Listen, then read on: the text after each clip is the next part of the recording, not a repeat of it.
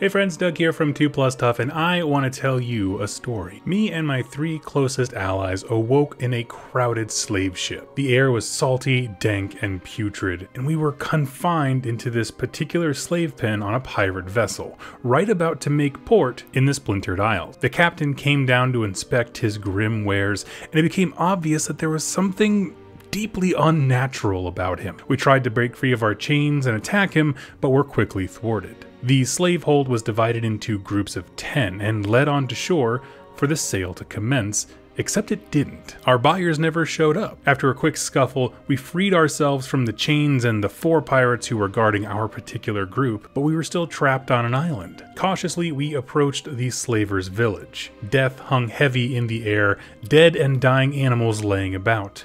We explored the various structures of the village, of which there was an armory, the prison, the captain's hut, those kinds of things. We acquired weapons and armor and information pointing us towards the highest point on the island. At this point, we were assaulted by a horrific monster. Like random limbs from various animals and men came together, stitched themselves into one being that had an unnatural unlife, and immediately attacked us. It was a super grim fight that saw one of our members die, and there is permadeath in this, but we reached the remaining survivors, the slaves that were held in the pens in that village. So whatever happened, they managed to escape during it. The nice thing is that now we have enough bodies collectively to possibly take over the ship that brought us here. There's a path to freedom. And with that, the tide began to turn for this group of would-be slaves. That story was your introduction to the Legendary Kingdoms, a series of books that's built together as sort of a choose-your-own-adventure style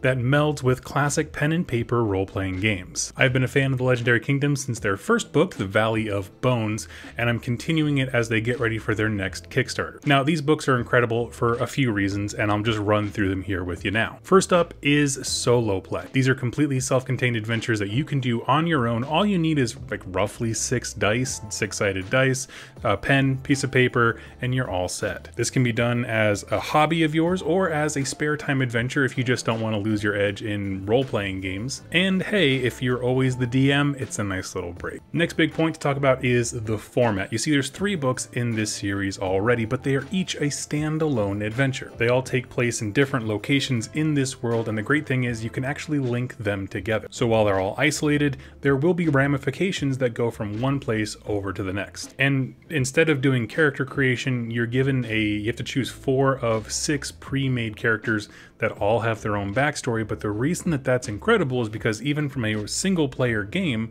you get to see their character arcs develop. For example, one of the characters, Akihiro of Chalice, he had a huge story arc that featured prominently in Valley of Bones. In the Splintered Isles, which is the Kickstarter that's going on right now, one of the characters, Tasha, will feature prominently. You don't have to take them, but they do have stories that really actively engage them in the world. And the last thing is consequences. The way the game functions, like I said, is a choose your own adventure. However, there is the added benefit of acquiring weapons and gear and keys and information, and these are displayed to you obviously by items in your inventory, but also codes. So if you get a key, it'll tell you, you now have code C6, for example.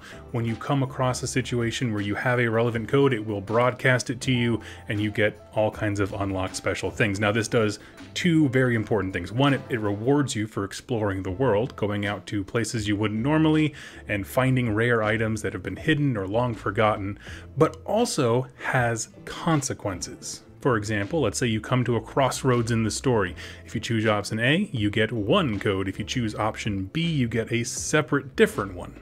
When you come to your next scenario, maybe it says if you have 1 code or the other, you'll have these specific reactions. This is the choose your own adventure way of keeping you out of certain outcomes as you, as the player, direct the course of your adventurers. Now, to give you a sense of what the stakes are, there is permadeath, so that matters straight up top. But secondly, there are some very real issues that are tackled here. I'm not going to spoil anything. There are romances, there are families that are destroyed. Think of it as like Game of Thrones, but from a single player perspective. To put it simply, I thoroughly enjoyed Valley of Bones. There's been a shipping delay, I mean, like everything else in the world when it comes to the second book, although I am still very excited to crack into that, and I will be participating in this upcoming Kickstarter for the newest one, the Splintered Isle. I had a wonderful time playing along with the people who subscribe to my channel, and essentially I just put all the papers out there from their little demo, the little teaser that they give you, and I walked through it with people. We rolled dice on camera, I allowed anyone who was viewing to make decisions for the group, and together we crafted that story at the very beginning of this. Now, what you can't see are all the various doors and things like that that we didn't choose. For example, I said we armed ourselves. Well, that's because we went to the armory in this small little slaver village. If we hadn't have done that, we wouldn't have gotten something. We would have lacked information if we didn't go to like the captain's quarters. So all of these things matter, and so I've never seen a choose your own adventure style game that blends well with pen and paper RPGs in a way that has consequences and weight and feels rewarding for engaging with the setting. For those of you who are interested in comic book and art history,